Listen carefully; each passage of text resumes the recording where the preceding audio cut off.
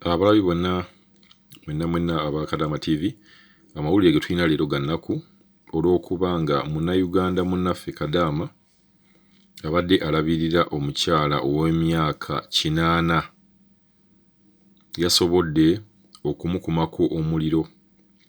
Kigambibwa nti Kadaama ono Munnayuganda yabadde alabirira omukyala mu kibuga kye bayita Mahir Asir, n'abeera nga yeekyaye n'amukwata n'amusibira mu ruumu n'amukumako omuliro, ruumu eyo n'agikumako omuliro. Era kigambibwa nti omukyala ono yafudde, omukadde ono yafudde. Munnayuganda n'adduka ne kaakati tebamanyi mayitire ge. Mu mwezi ogwaggwa era kigambibwa nti Munnayuganda yatta abaana 5.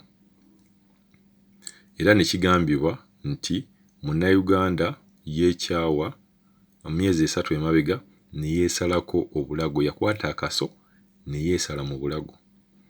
Embeera eno yenna oba embeera eno Bakadaama gye bayitamu y'ensonga lwaki twaggulawo omukutu guno, okubeera nga Bakadaama musharinga information n'okubeera nga mumanya nti ekizibu ky'oba oyina oyinza okwesanga ne munno omulala kyakola ki kyayina. So ebintu bino mubeera mubiraba ne mujja ku channel eno ne mulaba ekintu nga tonnawakanya, tonnateekawo negative comment yonna, sooka olabe ekintu kino oyigamu ki. Kadaama bw'avaayo n'agamba yeekyaye, tokitwala ng'alimba. Kadaama bw'avaayo n'akubuulira embeera gy'ayitamu, beerako ng'oyinamu ky'ojjamu.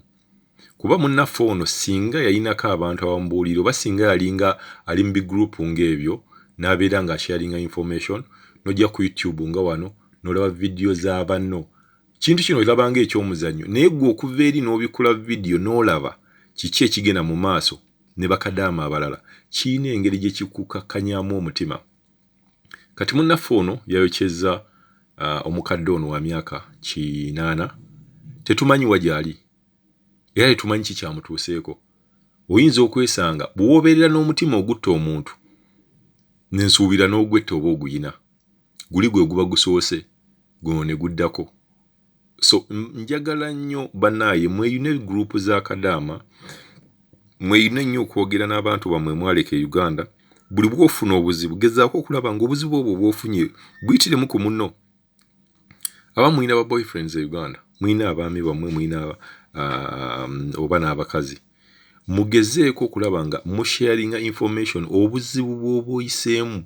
Buli bw'oyogera ekizibu n'okibulirako omuntu oyina engeri gy'okkakkanamu, naye buli bw'otereka obusungu ebijja okuvaamu byebyo. Kino image eno tebeera nnungi nnyo ku Bannayuganda okubeera nga emisango egidiriŋŋana Bannayuganda be babaddemu. Kye mmanyi abasinga egguliro mwalifunye edda, abalala temunnalifuna, abalala mugenda kulirabira kuno oba mugenda liwuliriza kuno, naye mweyunenga nnyo okubeera nga musharinga information n'oyogera towe